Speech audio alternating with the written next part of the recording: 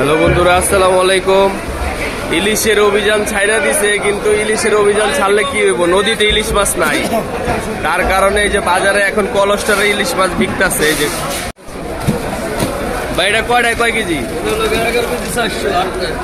8 পিসে 11 কেজি 400 গ্রাম। এটার দাম কত ভাই?